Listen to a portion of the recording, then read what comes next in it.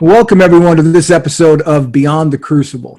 I'm Gary Schneeberger, the co-host of the show and the communications director for Crucible Leadership. And you have happened upon a podcast. You've hopefully clicked subscribe to a podcast, which deals in what we call crucible experiences, those moments in life that feel like really knock the wind out of your sails, can knock you sometimes off the trajectory your life was on. They're painful, they're tragedies, they're setbacks, they're failures. But the one thing that they have in common is that they can be learned from. There are situations that, as painful as they are, if we learn the lessons of them, we can bounce back from them, bounce beyond them, and we can move, as the title of the show suggests, beyond the crucible. With me, as always, I would not be here without him, since he is the founder, the creator, the quarterback. You'll know why I said that in a minute. The quarterback, if you will, of Crucible Leadership, Warwick Fairfax. Warwick, we've got one I know I'm going to like a whole lot today, and I think you will too. Absolutely. Great to be here and very excited for the conversation. So our guest today, listener, is Jack Kemp. And I've read a lot of biographies on this show, and I don't know that I've read one that's quite as diverse and impressive as Jeff's. And I'm going to read it for you now. Jack Kemp is a champion for strengthening relationships and teamwork. His coaching brings honesty and a hopeful vision to organizations, families, and men who need to turn life's troubles into triumph and succeed through teamwork. Probably sounds a little similar to what you know about Crucible Leadership. You'll hear more of that.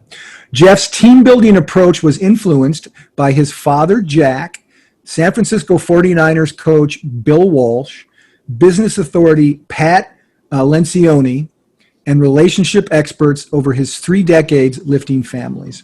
After graduating from Dartmouth College, he entered the NFL as an undrafted free agent. He and his dad, Jack Kemp, the late Secretary of Housing and Urban Development, were the first of only 6 sets of father-son quarterbacks in the NFL. I want to do a trivia question at the end to see if everybody can name the other 5. In his 11 NFL seasons, Jeff quarterbacked for the Rams, 49ers, Seahawks, and Eagles. In the off seasons, he earned his MBA from Pepperdine University, focused on speaking, and campaigned for his dad's presidential nomination. Jeff's football career was a roller coaster, going from 4th string to 1st string, from the bench to the playoffs, and from winning games to getting traded. He's beaten the Blitz on Monday Night Football and been cut mid-season as a starting quarterback. He helped his teams and teammates both on and off the field. Those highs, lows, and epic team experiences set the stage for a career of serving others, building teamwork, and helping people from all walks of life overcome adversity. After the NFL, Jeff worked to improve the lives of children by strengthening marriages and families. He founded and led Stronger Families for 18 years and served as vice president and catalyst at Family Life, an international leader nurturing marriages and families. At Jack Kemp Team, his mission invests in relationships and teamwork, helping CEOs and businesses, men's group, and marriages. Jeff is a fatherhood ambassador and a board member of the Fatherhood Commission. His sweet spot is leading men's retreats and building men's identity, brotherhood, and love for family. Jeff's gift is casting vision and uniting teams. He has delivered presentations to more than 1,300 audiences, including, check these out, IBM, Northwestern Mutual, American Petroleum Institute, Young Presidents Organization, and Interstate Battery. Jeff has keynoted at hundreds of nonprofit groups like Governor's Prayer Breakfasts, Athletes in Action Super Bowl Breakfast, and a little thing you might have heard of called the Billy Graham Crusade. Facing the Blitz, this book right here, 3 Strategies for Turning Trials into Triumphs, was released in 2015. People remarked that Jeff's transparent stories and concepts are powerful, easy to remember, and actionable. With self-deprecating humor and vulnerability, Jeff helps people embrace change, serve others, and turn problems into positives. And the last part is I'm sure in Jeff's mind, and the most important part. Early in his NFL career, Jeff married Stacy. They have 4 married sons and 4 grandchildren. They love to mentor young couples, play tennis, ski as a family, and speak for the Family Life Weekend to Remember marriage getaways. That, friends, is an impressive list of experiences and work. I'm looking forward to the conversation we're going to have. Well, Jeff, thank you so much for being here. I loved reading your book, Facing the Blitz. Definitely found some common themes, different language in terms of, as we talk about bouncing back from crucibles, and as you talk about just overcoming blitzes, thinking differently. So I love that whole theme. It's funny typically when we have a guest on, we often ask them, tell us about your family. Well, you've got one impressive family. Obviously, you and Stacy and your 3 boys, but just you have a very famous dad, Jack Kemp, who even in Australia, I'd heard of him there, and I've lived in the U.S. since the early 90s.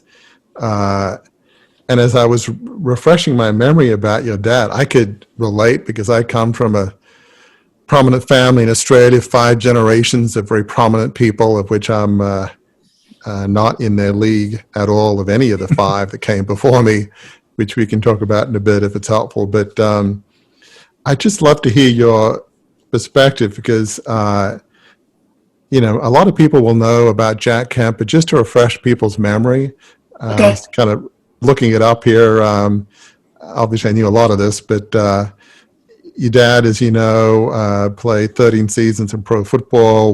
He was AFC quarterback of the winning team in 64, 65, I guess before the merger happened, and Super Bowl. Represented Buffalo for 9 terms in Congress, housing secretary under President George H.W. Bush. Bob Dole's running mate for vice president in 96, ran for Republican nomination in 88. That's some huge shoes to fill. Mm-hmm. So talk about growing up as the son of Jack Kemp when you're trying to find your own way in life and identity. And that's, everybody loved Jack Kemp. Everybody admired him, irrespective of what side of the aisle they're on. So talk a bit about how it was like growing up in that kind of family. I'm actually looking through my phone to find a picture of us, since there may be some folks who don't remember Jack, but I'll give you a picture. I just found some. Here's one of Dad and me after a Rams game. Oh, wow. Came out to all my games in California. I never would have made it in pro football without his encouragement. I was a starter 1 time out of 20 years at the beginning of the season in my whole life. Okay, 1 time out of 20 seasons. I was a backup most of the time, but I still made it 11 years in the NFL because I had this voice in my head saying, you're a Kemp, be a leader. You're a Kemp, be a leader. Your day's going to come. I believe in you. It's going to happen. God has a plan. You're in your right place. Hey, you played great today. Dad, I didn't even get in the game. Oh, I know, I saw you warming up. You're really throwing well. That's the kind of dad I had. Let me show you another picture. Here's me on the airplane, the Buffalo Bills team flight with my dad sitting in his lap. We didn't get to go. How old are you there? Like about 4 or something? You look pretty 4 young, or 5. right? We didn't get to go on the flights normally. I might have just jumped on the plane, gotten to sit down, and then take off. I don't know. But we really were blessed in a huge way. Here's a picture of me as the little towhead, and my dad. Do you know that other guy in the picture? Yeah, Ronald Reagan. Wow, my gosh. Wow. That's your dad looks young there. Was that before Reagan was president? That was oh yeah, he was governor. My dad worked for Reagan in California right when he was governor of California. 1967. Yeah. Off season. We moved out there for 3 months. So let me give you the family thing, because you wisely and graciously opened this interview by asking me the question about who am I and who am I related to. Mm-hmm. And I think you and I both know quite well from experience, from families of achievement, we are not our pedigree. We are not our performance. We are not our bank account. We are not our title. Mm-hmm. We aren't our job. we aren't all the stuff we accomplish. We are amazing, beloved creatures of God who he created. And we have the opportunity for a relationship, or we can skip out on that, which many people in the world do. And secondly, we're the son or daughter of a man and woman.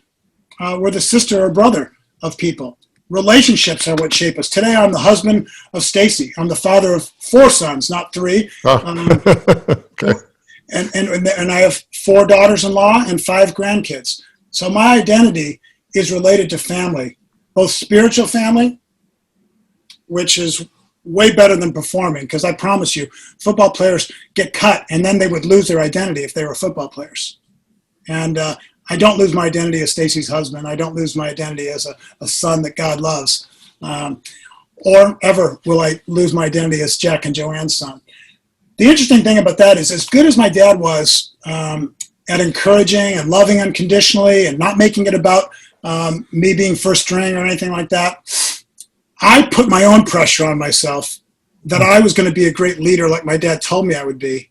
And I figured a great leader must be an all-pro quarterback in the NFL and win championships and then become a great speaker and then become a statesman and run for president by the time you're 50 years old. That's kind of hard to live up to all that. And he didn't put all that on me, Warwick.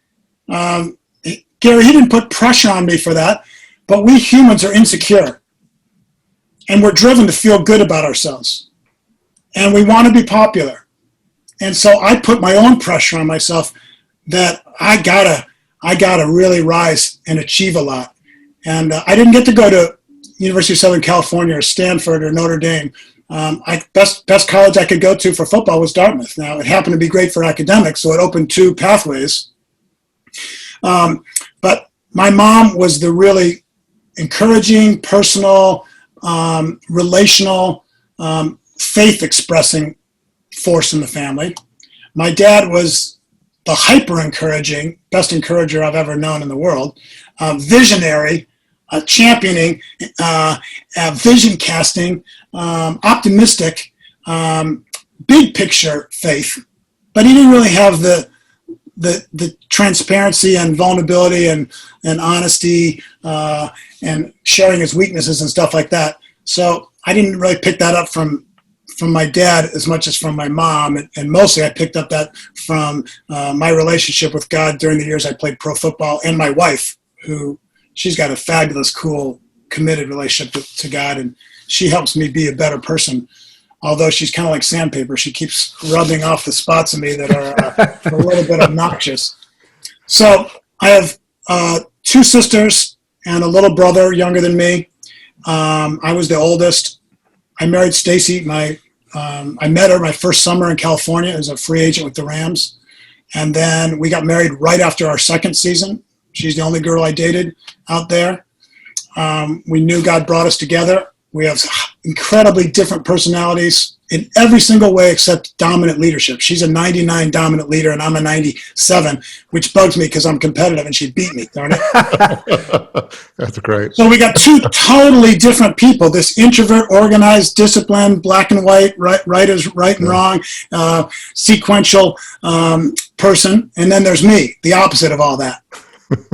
And I'm the feeler and she's the thinker. It's kind of like I'm the girl in the equation and she's the guy, but we're dominant leaders. So our marriage has had a lot of friction, but great commitment. And that has reshaped us both. It's made us turn to God because we needed some help to keep us glued together that we couldn't have done on our own. And we've turned to mentors, coaching, conferences, classes, books. And then we ended up helping other couples because we needed so much help. So that's the journey. Yeah. So a great family, a dad with a big pedigree, and I finally figured out that I don't need to be a famous success. I just need to be faithful. right, you don't need to be Jack Kemp. I don't need to be Jack Kemp. Being Jeff Kemp is fine. Yep. You know, it's interesting. You know, it sounds like your dad had a great heart and wasn't trying to push you into anything.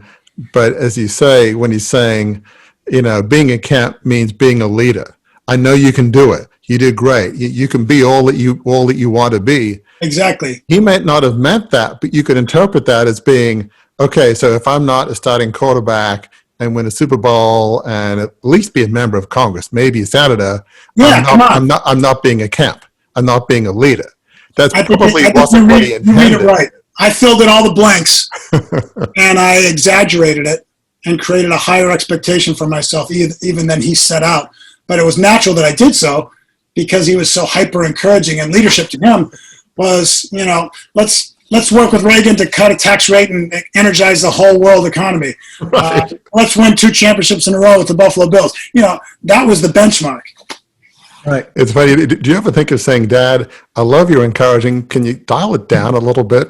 I didn't. I didn't because back then I loved it, and I didn't know Right. the performance mentality that I would assign to it that would make the weakest parts of me show up. The weakest parts of me is my vanity, my pride, my ego, my comparison to others, my impatience. But at the same time, that journey of seeing all that stuff and ending up a backup quarterback usually, getting traded, getting cut, getting booed in my big opportunity with the Seahawks in 1988 when I thought my career was going to flourish and take off, and it happened exactly the opposite.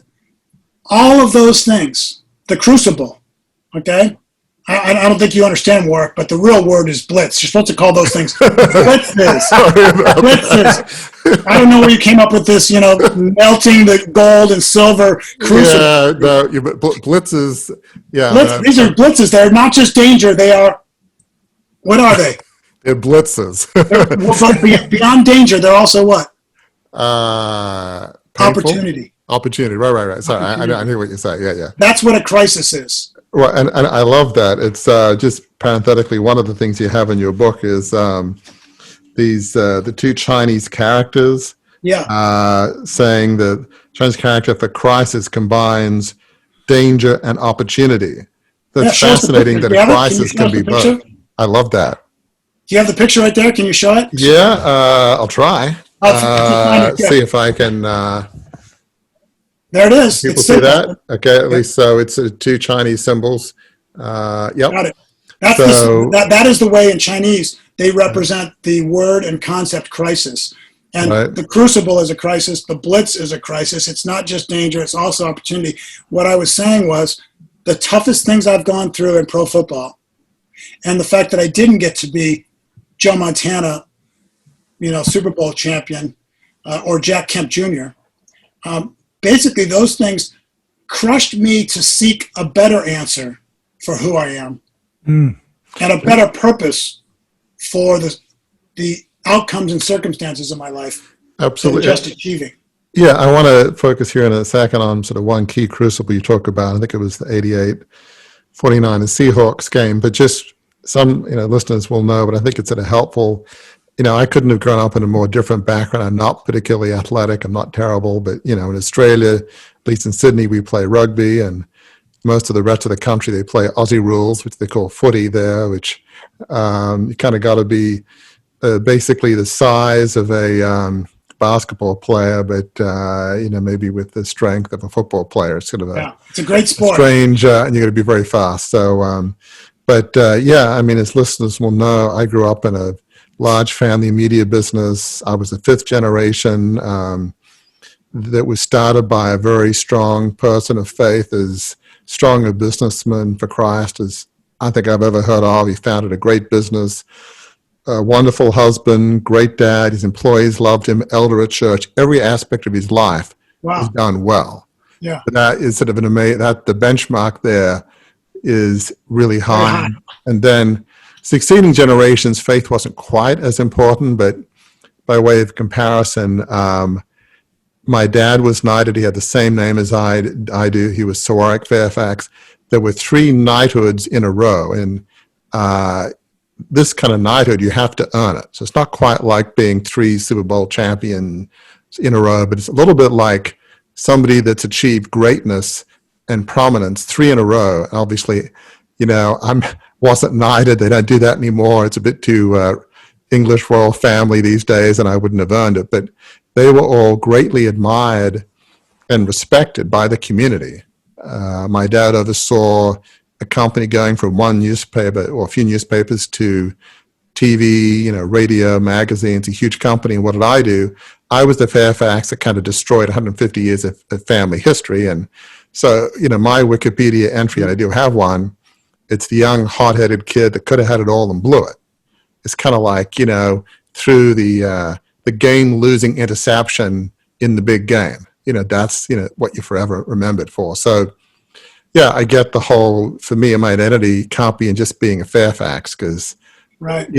I can't compete with the legacy of 5 generations of great men. So I kind of get it on one level, even though we're very different. But talk a bit about one of the key points in your career was that 49ers Seahawks game where you're playing for the Seahawks. And, okay. I love that incident in the book. I mean, you throw into your buddy, Steve Largent, and somehow he drops the pass. Yeah. I'll set it up this way. I had 5 years with the Rams as a free agent. Wasn't even supposed to make it. Started for them in '84. Took us to the playoffs. They wanted someone more flashy and pedigreed, maybe taller. And so they got someone new. And then I got traded to the Niners. And that looked like a dead end. Be stuck behind Joe Montana your whole career. But he got hurt right away. And I got coached by Bill Walsh and Mike Holmgren, got to throw to Jerry Rice, and had the best season of my life in '86. And we went to the playoffs, but I was hurt. Montana got better. They brought in Steve Young, and somehow I didn't beat out those 2 Hall of Famers. Anyway, so they traded me. They said, thanks, Jeff. You helped us get to the playoffs, but we don't need you. Traded me to Seattle. So I was on the rise. I was getting good in my career. And I spent a year on the bench backing up David Craig, and then I had the chance to start after an injury of his in '88. And we were playing the Niners in Seattle.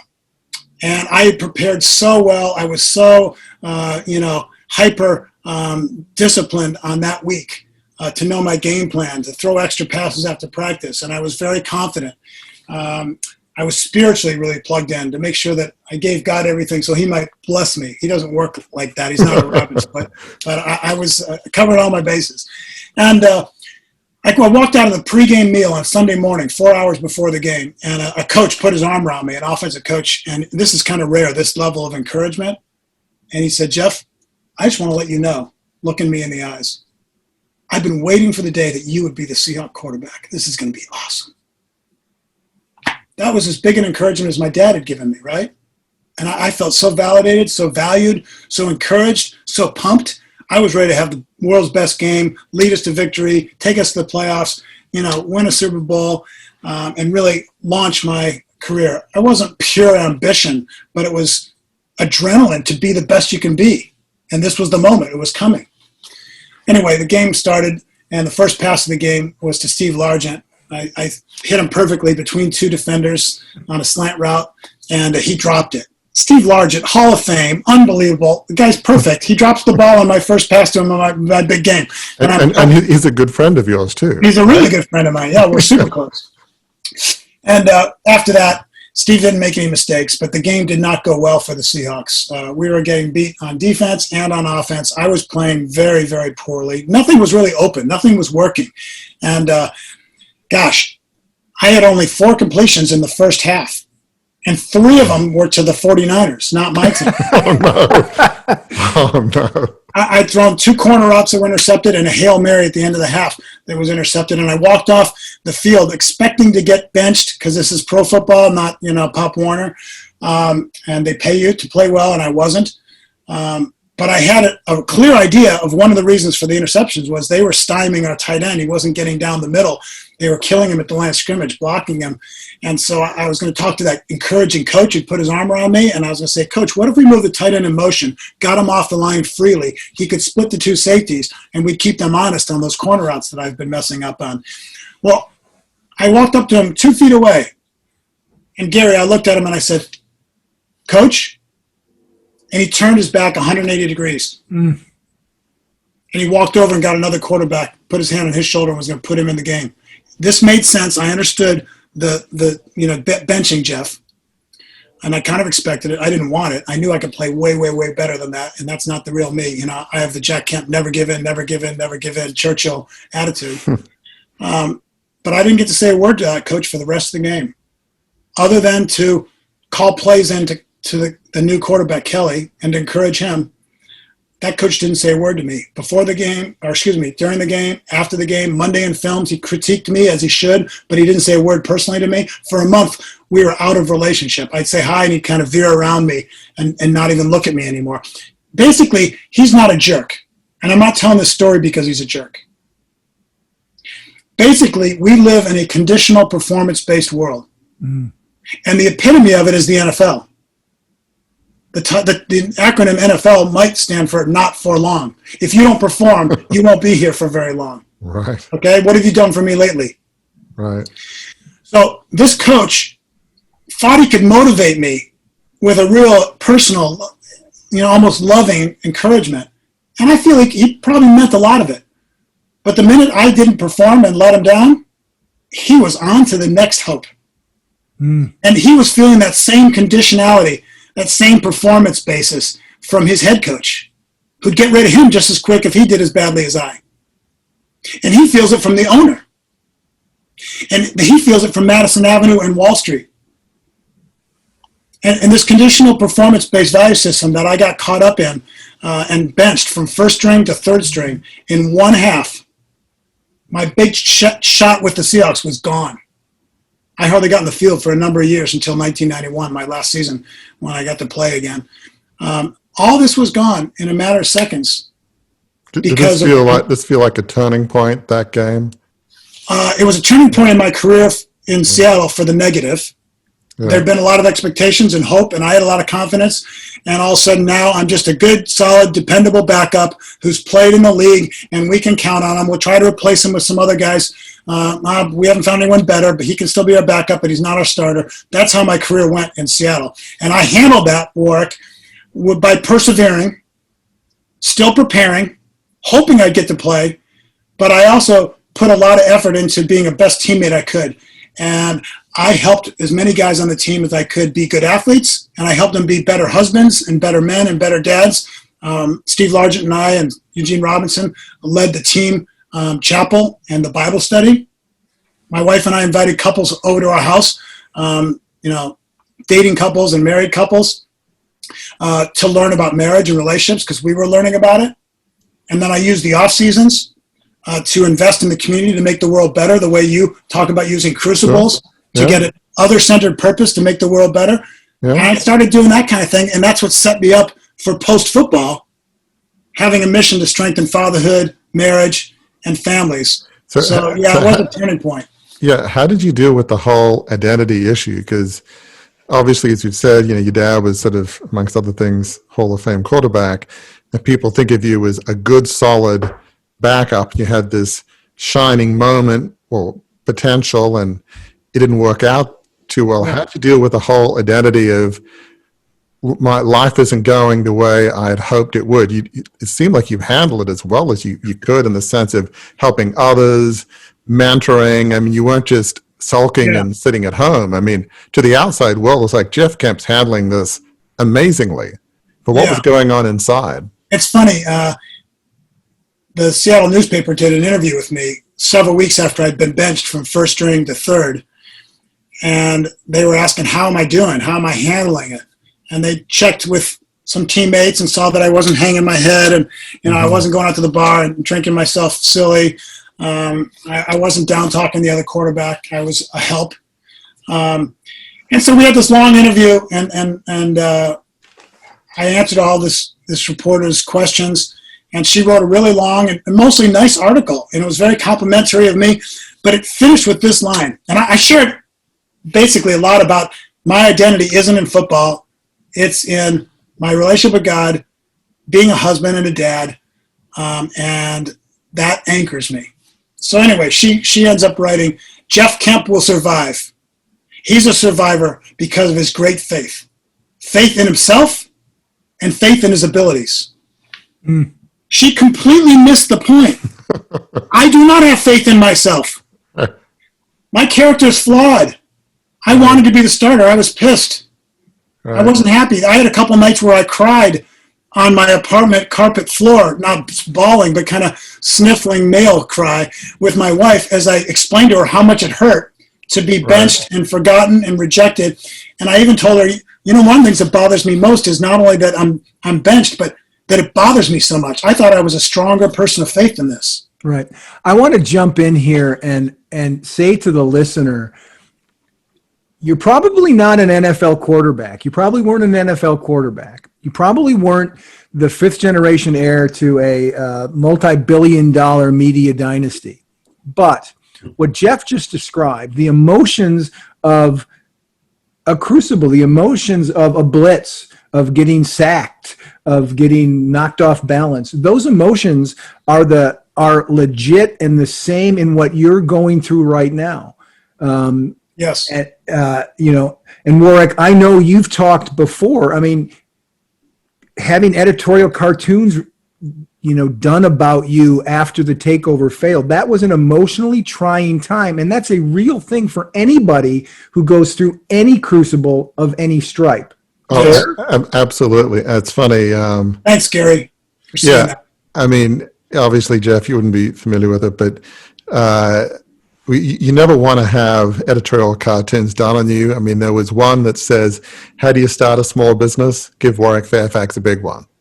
I mean, there was some, another one had me of looking like sort of Genghis Khan, sort of Mongol kind of raiders, and here's, young Warwick destroying what took 150 years to build. And it was, it was pretty brutal. So, yeah, for me, I had, become a believer before this whole takeover thing, but feeling like I'd let down my dad and my great-great-grandfather, John Fairfax, who founded it, and, caused turmoil for a few thousand employees, and certainly wasn't some family members who were unhappy with me. It was like I was pretty down for most of the night. He said, like, how could I have been so stupid? And I have an Oxford degree. Well, I also have a Harvard MBA. In theory, I shouldn't be that dumb. That's your problem. You went to Harvard instead of Harvard. There you go. It all traces back to that huge mistake. If I'd gone to Dartmouth's Tuck School of Business, life would have been better. Absolutely. Hey, let me say this right now. Gary, Please. You teed it up. Yeah. Warwick, you felt it. And every person out there has been blitzed. Right. They've been cut. They've been rejected. They went to junior high. They know what it's like to be on the losing end of that conditional performance-based value system, making fun of your pimples or your size or your voice or whatever. Everyone goes through crucibles. Yep. I want to remind people, you want to remind people, Gary wants to remind people, you are not alone. Others have been in it before. And the worst thing you can do is hide your emotions from other people. Hide your pain, drown it and self-medicate it or pretend it didn't happen. The worst thing you can do is say, I'm a victim. It's all about other people. Because you'll never grow if you don't look at what your part in it was, which it wasn't, I'm the worst guy in the world, I deserved to be benched, or I deserve to have cartoons against me. No, but you know what? There's lessons that I learned. And you have to accept your own personal responsibility. Maybe it was a divorce you went through. You've been thinking it was 90% her. Your math is probably off. Okay? Maybe you were cut or sacked or benched or fired by some company and you think that was the worst manager, the worst CEO ever. Maybe they weren't that perfect, but there might be something you can learn. Absolutely. So what I'm saying is embrace the crucible. Embrace the blitz, get honest with God and honest with other people about it, and learn everything you can about yourself and what life is truly about. Because your life is not about your win-loss record, your statistics, your bank account, the applause of the world, how many Twitter followers you have. That is pretty much a bunch of BS, and it'll take you down a wrong road. You'll lose your identity. Living for image and living to gain and earn your identity is a very losing equation.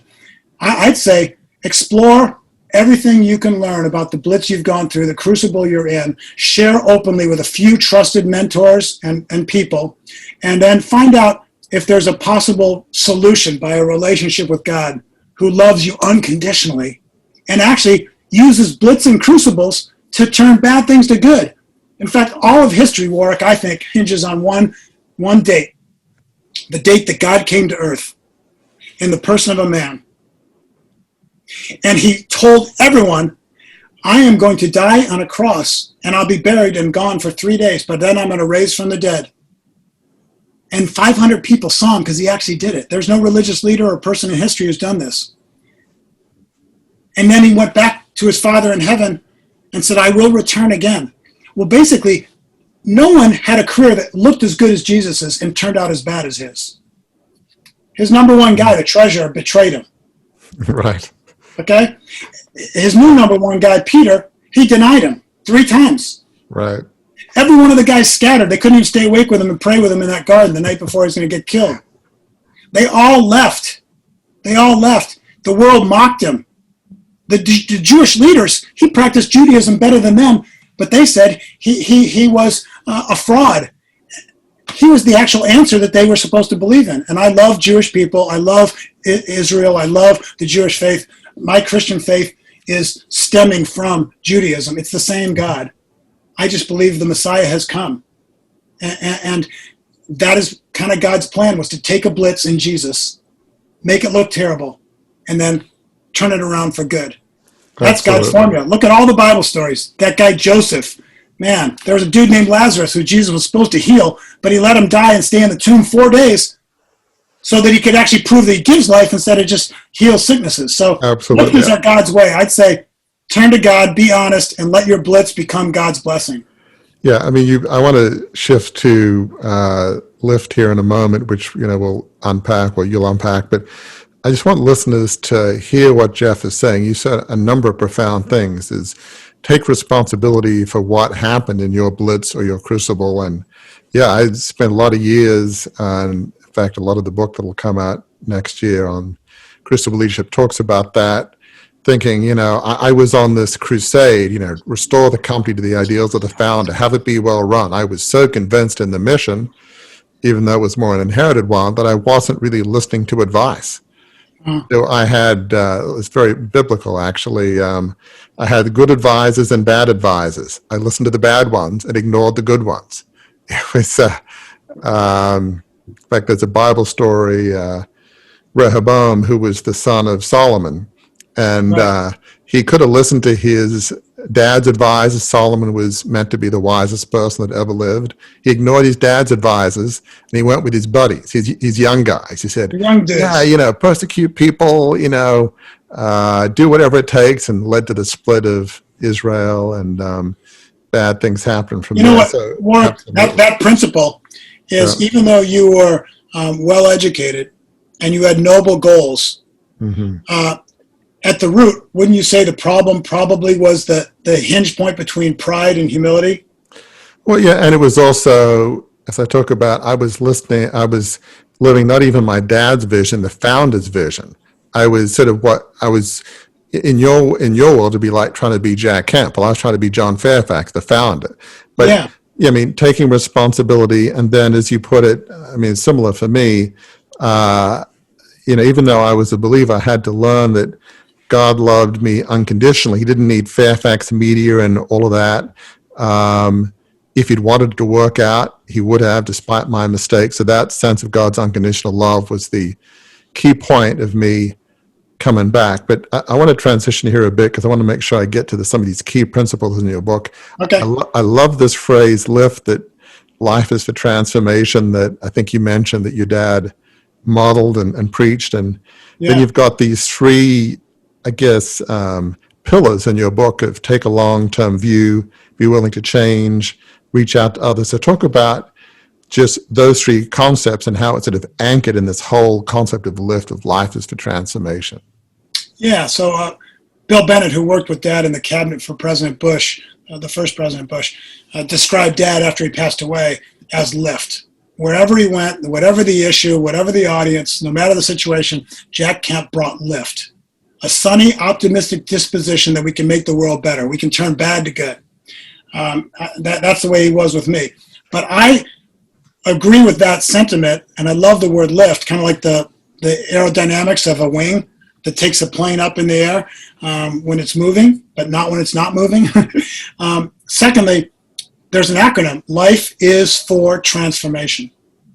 Transformation from less good to better, from proud to humble, from selfish to unselfish, from me to us, from racist to we're all equal, from a lack of opportunity to more opportunity, from immaturity to maturity, okay? Obviously, it's for growth. Everyone's trying to grow and improve. That's the purpose of life. You know, God made himself creative and he made us creative. But that means we should transform things to be better. Well, blitzes and crucibles are great examples of things that need to transform from not so good. COVID, I didn't want it to go this way. I didn't want to lose all my speeches and not have any men's conferences for this whole last 7 months. I didn't want that. But guess what? There are other opportunities that I've found in the midst of it that have been improvements in my life, in my marriage, in my relationship with God, in my content creating, in my coaching of leaders. I've started coaching CEOs, and they might reach many people versus the audience I wanted to. So here's 3 strategies for facing your crucibles and facing your blitzes, your troubles and trials and problems and unexpected stuff you didn't want to have happen. The first, take a long-term view, not a short-term view. Now, you and I have been changed and have found a lifelong centering relationship with God through the person of Jesus. And so our long-term is eternity, right?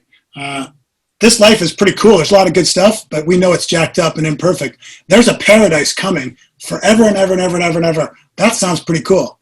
That's God's kingdom. If you take that long-term view, you're really going to make good decisions. If you just take a 10 or 20-year future vision, you might not yell at your wife quite so much, go have an affair, and say, screw this marriage, and blow up your family. Because you're thinking, no, I think grandma and grandpa together would be better for our grandkids than splitting up. Long-term view. Begin with the end in mind, Stephen Covey. Number 2, you got to humble yourself instead of being proud. And you have to be willing to change. That's strategy 2. You got to be willing to change. Football players always change the play in the blitz. We don't run the same play because it's not going to work. We sight adjust, we adapt, we might call an audible, but we got to change. And many times you have to sacrifice. That's how we beat blitzes. Quarterbacks get hit in the jaw, but they deliver the ball to a receiver who changes his route while all the linemen and running backs are diving in front of 300-pound defenders to sacrifice so the team can win. And the quarterback is on his back when he finds out that the touchdown pass just occurred, turning the blitz into the greatest play of the game, and we win. You got to be willing to change. Call a different play. Become more humble. If you talk all the time, shut up and listen. If you never talk, speak up. If you spend all your money and there's nothing left for the kids' college, start saving. You know, change your character. Maybe your faith is what needs to change. Maybe you say you believe in God, you go to church occasionally, you're religious. Why don't you try something different? Just try a relationship with God instead of religion. Whoa, why don't you try trusting him instead of just saying, I believe? That might change some things. Why don't you try reading the Bible and seeing if the greatest book in the history of the world can actually change you like it has me? So that's number 2, be willing to change. Number 3, stop playing the victim and focusing on yourself. And very simply, focus on others. Bless others. Turn outward. That's your vision. I've heard it in your crucible leadership. Here's my analogy for it, my friend. It's to be an investor, especially in relationships. In the summertime, they teach the quarterbacks, like Drew Brees, your responsibility is to throw the football to a 1-foot diameter of accuracy to the wide receiver. Not anywhere close. I was in practice one day. Joe Montana threw a pass to Jerry Rice. It hit him right here in the shoulder. Jerry turned the ball to the front, kept running, scored a touchdown, and the quarterback coach, Mike Holmgren, said, good throw, Joe. And our Hall of Fame coach, Bill Walsh, turned to Mike and said, no, it's not. That's not a good throw. That's not good enough. That hit him on his back shoulder. That could bounce off his pads. It might slow him down. He might not get to score. Mike, that ball's got to be right here, 1-foot diameter of accuracy in front of him so he can keep running. Meanwhile, they're teaching the wide receivers in the summer in the training camp in their own meeting room, Their responsibility is if they can touch the ball, wherever it is, they got to catch it. Go up, get hit in the ribs, be out for 8 weeks. We'll see you in the playoffs. We need that catch. Do you hear the mentality? Expect much of yourself and little from others, and give your best to make them successful. Make it easy for them. Boy, what if husbands were like that with their wife? What if wives were like that with their husband? All husbands really need is a little bit of respect. Deep down, we're little boys that are just crying out to know, do we have what it takes? Do we measure up? Are we a man? Are we a good man? Right. And we can handle correction and all sorts of things, but we can't handle it when we don't feel respected. It's so true. Meanwhile, poor wives, we husbands, we work our butt off. We buy a nice house. We get them the car they want. We get the kids into the school they want. We mow the lawn. We do all this stuff. We tell them we provide for them, but guess what? We don't talk to them. We don't share our feelings. We don't open up. We don't ask them questions. We don't stop and pray for them. We don't take them on dates anymore. We take them for granted. We don't cherish them. We don't tell them they're beautiful anymore. We don't apologize to them when we hurt their feelings. Basically, we're not loving them. And I'll tell you what, a woman, her currency is love. And a man's currency is respect. So I'm talking about being a relationship investor. In football, you got the picture, quarterbacks serving receivers, receivers serving quarterbacks. In marriage, husbands serving wives, wives serving husbands. In business, CEOs serving the team, and the team serving one another, and then serving clients. If we had this invest in others, there's a great message that is in the Bible, the book of Philippians, which is a letter Paul wrote to a small church in the city of Philippi. He said, don't do anything out of selfish ambition or vain conceit. That basically means don't do anything out of selfishness or pride. Well, now that rules a lot of things out for you and me, doesn't it? It does. But in humility, in an attitude of humility, consider other people more important than yourself. And don't just look out for your interests, look out for their interests. It's basically saying, don't be a consumer, always taking, always worried about yourself. Be an investor. Bless them, encourage them, give them the truth, be kind, prefer their preference over your own, apologize first, forgive first. This is investing. This is relationship investing. And so those three strategies, they'll change your life and they'll change the world. One, take a long-term view, and I recommend you include God in it because he started you. And it's just not wise to ignore someone who is unbelievably perfect, loving, and good, even though this world is jacked up. The reason it's jacked up is because we ran away from God. Number two, be willing to change because you're humble enough to learn and grow and try something different. And number three, why don't you try copying the greatest man that ever lived, Jesus, who didn't come to be served, but to serve. And be an investor in your spouse, your son, your rebellious teenage daughter, your estranged brother, your boss who's a jerk. Tough. Invest in him and the relationship. Your employees, your team.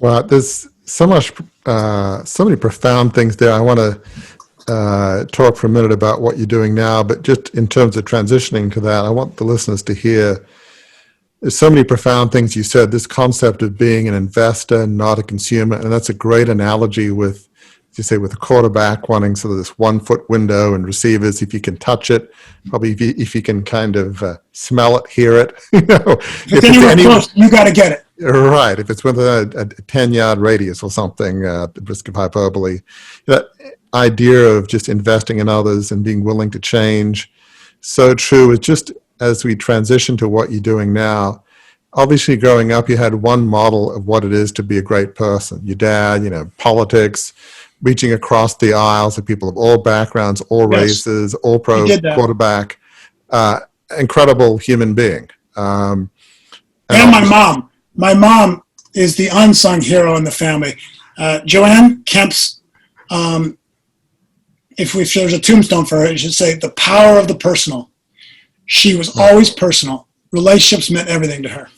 Go ahead. I didn't mean to cut it. No, it's all good. But you obviously had to be willing to change. There was a point in your life where you said, okay, I'm probably not going to be an all-pro quarterback. maybe I don't want to be a politician or a senator or president. Somehow you had to be willing to change from not just living your father's vision, or in my case, John Fairfax's vision, the founder. So talk about what led you to do what you're doing now with, I guess, family life, and now the Jack Kemp team. And Jeff Kemp. How did you make... You told me not to be Jack anymore. It's Jeff Kemp. Did I say that? Oh, I apologize. No, that's a good joke. I really, boy, that is terrible. So I'm so I can't sorry. call you the wrong name because everyone in your family has the exact same name. Yeah. The Jeff Kemp team. Well said.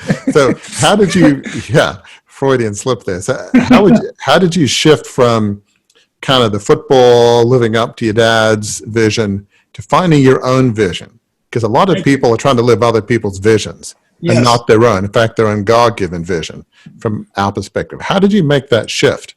And how did that lead you to what you're doing now?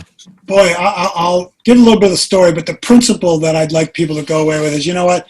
If you really want your ideal purpose and vision and mission and calling and role, go consult the owner's manual and talk to God. Let him define it for you. The culture is jacked up. Your ego is jacked up. Sometimes our advisors are jacked up, as you found out. So go on a journey spiritually and ask the Father, your Father, what he thinks. But here's how it happened for me. The off seasons had a fair amount of open time because I wasn't getting invited to all the most high-profile celebrity golf tournaments like the starting quarterbacks. And so I wanted to use the off-season to serve in the community. And I was on a board of directors of something called Pro Athletes Outreach. I learned how to be on an executive committee, how to be on a board. I learned about budgets. I learned about strategy. I cared about ministry. We gave money to Christian charities, and we learned about some of the work that they did. Focus on the Family was one of them. Family Life was another. And we did stuff in our home to help others, okay? So all of that gave me a vision for helping others, and I loved working in the inner city with kids. And I realized that I can't save the world, and I can't even save that many kids, but I can impact a family that'll impact a kid. So that's kind of why I had a vision to go upstream and strengthen marriage and fatherhood, because that can touch a lot of kids. And I'd like to prevent problems more so than just being the Band-Aid, which is not a fair way to say what loving kids is all about. That's not just a Band-Aid, but you know what I mean. You got to prevent the breakup of the family, not just try to pick up the pieces. So that was in my head. But in 92, right after my really good year with the Eagles, and I signed a big contract, thought I was going to extend my career for a few years. I was the last guy cut, came home. No one signed me around the league for 4 weeks. And I was pretty upset. My prayers weren't being answered that I get a new team. And when the Seahawks had a quarterback get hurt, and I called the coach to say, I'm in town, please sign me. I was sure this was the answer to my prayer. He left a message and said, sorry, we're going to sign someone else. Good luck, click. And I went out to the front door, and despite all this faith and maturity that I've been telling you about, I slammed the door, sat on my front step of my nice home in America, Redmond, Washington, and I started having a pity party. And I said, this isn't fair. This isn't right. God, this stinks. I'm not going to pray. I'm just going to sit here and feel this stinking pain. And I did. I started feeling the pain. This isn't fair. Why am I getting rejected, cut after I've served well and been a good teammate? I just want to finish, positively. Well, my wife came out, Stacy, and we'd been married 10 years by that point. And she said, oh, Jeff, I can't imagine how much this hurts. But I just want to encourage you. We've been through tough things, and God's always been there. He's always cared for us. And he's always had a good purpose come out of it. She kind of articulated this principle. And I said, I know that. I'm looking up at her. I just want to, I know that. Don't tell me that. I just want to finish football with some dignity. Oh, and then she said, well, maybe in her head, she thought maybe he needs some tough love, not the soft stuff. So she very gently said, as I recall, when Jesus Christ walked this earth and he left, he didn't get any dignity. Maybe you need to let go of that desire. Whoa. That was like a barb into my heart. Oh, my gosh. And I looked at her in all my marriage, conference speaking, maturity as a husband, and I said, maybe you need to go inside. She went inside, left me alone, and then I think it was God that started speaking to me. And I had the worst moment of my life This is prior to my dad's cancer and losing him, prior to a nonprofit that I ran, getting so behind in money that I had to fire myself. Those two things hurt. But this was the worst crisis blitz I'd ever had, losing my career at age 32 and having the bottom drop out, realizing more of my identity was wrapped up in it than I'd ever thought. And so in a matter of seconds, I thought about what she said about Jesus, and I started to realize, oh my gosh, what unbelievable, unconditional, courageous love he's shown for me. He forgave all my sin. He adopted me. He said I can go to heaven, paradise forever. And he's given me this great wife, except for what she just said, and these three healthy kids. 11 years of pro football, I didn't deserve any of this. I was a free agent out of Dartmouth. I was a 50-1 odds guy. I am whining, wanting more. What a schmuck I am. Most of all, God loves me, and I'm his son. And I started to cry tears of gratitude and joy. And the worst moment of my life became the best spiritual moment. And here's where I get the answer to your question. I heard in my thoughts, in my heart, these words that were penned somewhere by the Apostle Paul: forget what lies behind and press on to what lies ahead. One of And my right there, favorite I thought, verses. oh my gosh, football was great. It was a gift. Use it as a platform, but step out of that and go into strengthening fatherhood, marriage, and families.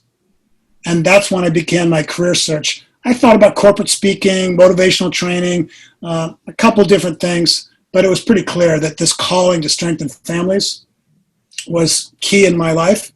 And that's what I started doing right away.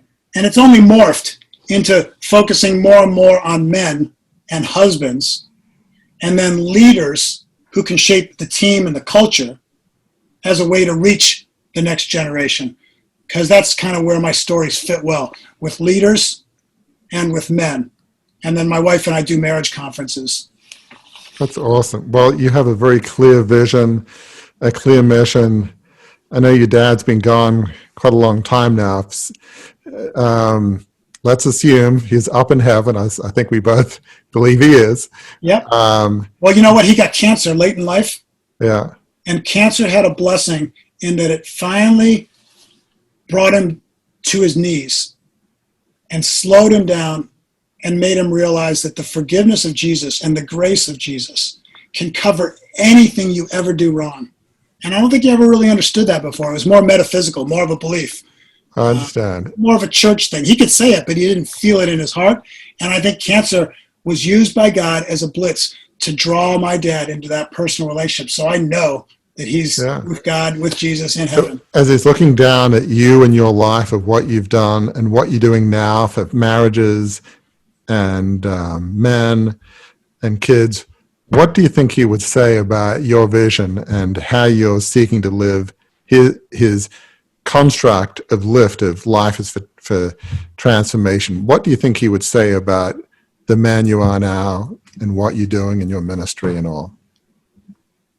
Well, my dad did a good job with Jennifer and Judith and Jimmy and I of showing his pride, showing his love, kissing us, affection, hugs, approval. He'd brag about us and tell all sorts of stories in his speeches about his kids. But I know that he was particularly pleased at our faith and particularly pleased at my marriage and my fathering. And I think he was really proud, and he was a financial investor in our nonprofit work to strengthen families. And so he believed in it. But I think he probably, with all the new insight he has up in heaven, he'd probably say, you were a really good Kemp, but way more importantly, I think you understood that you were a child and a son of the King and the perfect Father, and you've really been a good ambassador for him. And I'm proud of that. And more importantly, God's proud of that. And I really am thankful for the fact that you let God get a hold of your life and you let him use you to show others that God is love, that family is important, that marriage matters, and that men should be humble servants, not cocky performers. So Dad would be very happy, very proud, very complimentary. We've had our little debates and stuff. Sometimes he thinks I'm too intense, which is funny because he was pretty intense. That's funny. Yeah, it was funny. But I can't wait to be with my dad again. That'll be awesome. That's great. I mean, and as we kind of wrap up here, for me, my dad was a bit more, I have more of an evangelical faith. His faith was a bit more ecumenical. But when I look at him, certainly the founder of the company, John Fairfax, I didn't do the whole newspaper business deal. It wasn't my vision. But in terms of how he led his life as a father, as a husband, the way he treated other people, those elements, I mean, to the degree I can, I, want to emulate that, and I know you the same way. So, we don't have to copy the vision of our fathers or ancestors, but those who are believers, there are certain things we can copy: how they treat people, how they treat their wives and kids, and that's really, what it's all about. Not how much you achieve or your bank account or how many books you sell or how many people listen to your speeches. I mean, that's all like dust compared to what's really important. So, it's always good to remember. Mother Teresa said that her definition of success is being faithful. Yeah, and absolutely. Faithful means you take the gifts that God gives you and you steward them as if they belong to Him, and you're just taking great care of them. And sometimes we're supposed to multiply them and let things get really big, but we're never supposed to do it in a way that skips over the relationship of the soul and person you're talking to at the moment. So if your business is pulling you away from your marriage and your kids, you're not being faithful. Mm-hmm. And if your ministry, Mr. Pastor or Mr. Churchy guy, is taking you away from humility and loving your wife and your kids or your spouse, that isn't necessarily being faithful. It so comes I don't need to be a superstar. No, it comes back to what you said earlier is where is your identity? Is it in how many touchdowns you're scoring, or how much, where you are in your career, your bank account, or even in the world of church, how big your church is? Right. It's, is it in what you believe? For us, our faith in Christ? For others, it may be some other belief system, but, is your identity and what you hold most dear in life, or is it about achievement? Success and achievement is okay, but you don't want to worship it. That's the point. Yeah. Don't let anything, even good things, get in the way of loving God. And I like the phrase, let's live from our identity, which we receive from God in relationships, rather than living for our identity to try to earn it. That's a losing equation. We can look at all the Hollywood and athlete and famous business people, celebrities. It hasn't worked out for them. That's a path to misery, not happiness.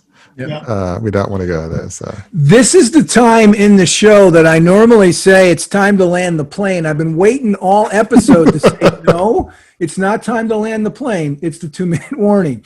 Okay.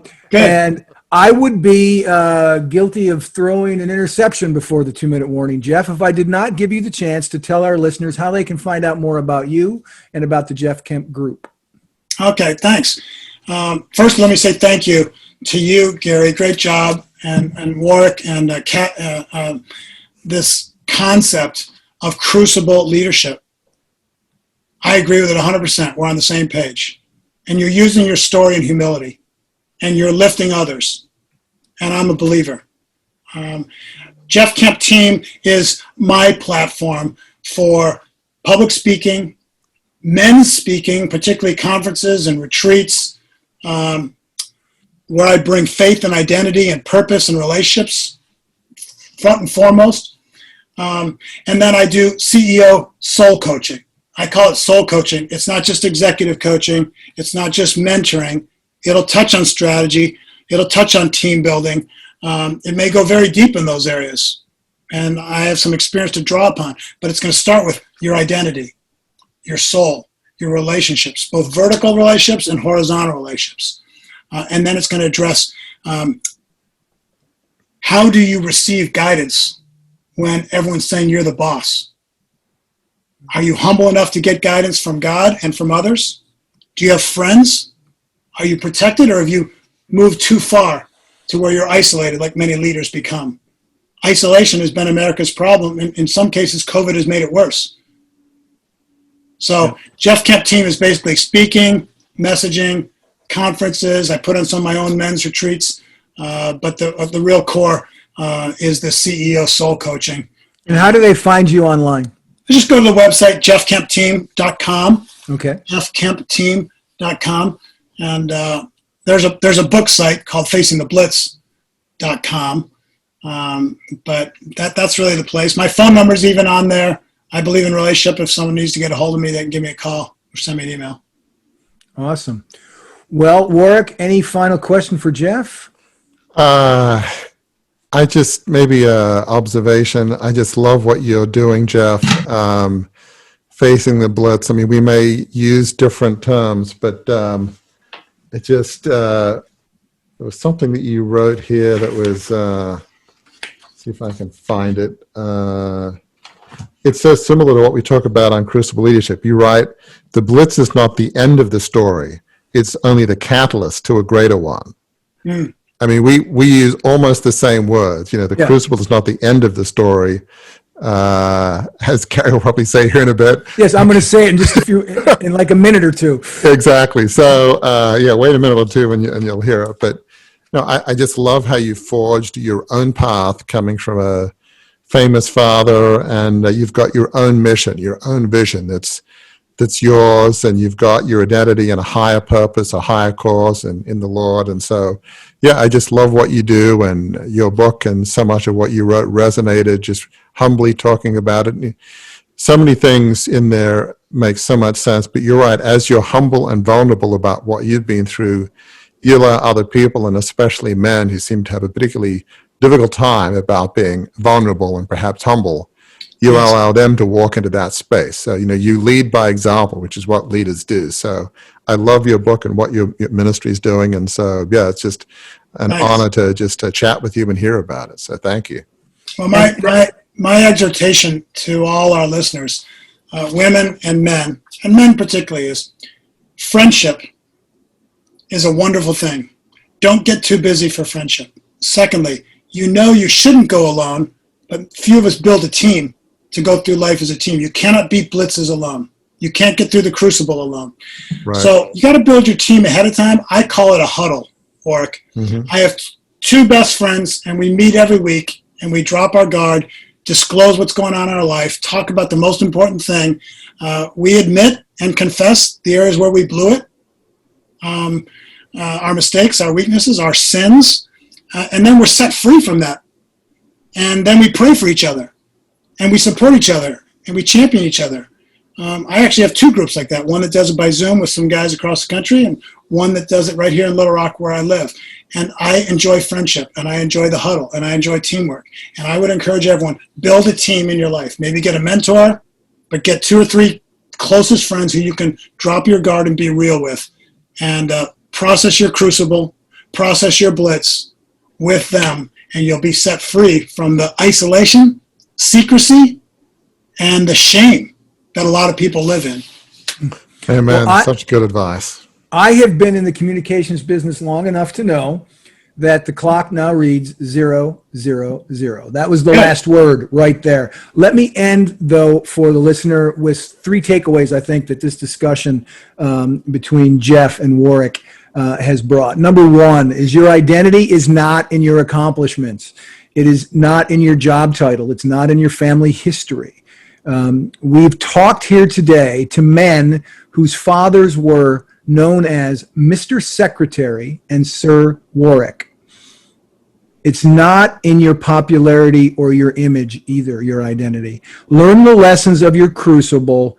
Be honest and humble enough to acknowledge where you may have gone wrong. Then get up from your blitz and press on. That's point 1. Point 2, think of life as an opportunity to lift. Life is for transformation, from proud to humble, as Jeff said, from selfish to humble, from immaturity to maturity, from not so good to better. Lean into the lift. And finally, number 3, focus on others. Bless them. Be an investor in relationships. Live life on purpose with your eyes not on yourself. That is, let's mash up the language of both our host and our guest today. That is a playbook that leads to significance. Thank you for spending time with us on Beyond the Crucible, listener. Warwick and I have a little favor to ask you. Please do click subscribe on the podcast app on which you're listening right now. That will ensure that you don't miss any episodes like this fascinating conversation we had with Jeff Kemp today. It will also help us make sure that other people get access to interviews like this. And until the next time we're together, do remember what we've talked about for the last hour. Do remember this truth, that your crucible is not the end of your story. Your blitz is not something you can't get up from. They both can be the starting point to a new chapter in your life, to a better chapter in your life, to a more fulfilling chapter in your life. Because bouncing back from your crucible and getting up and moving beyond your blitz is a path that leads to a life of significance.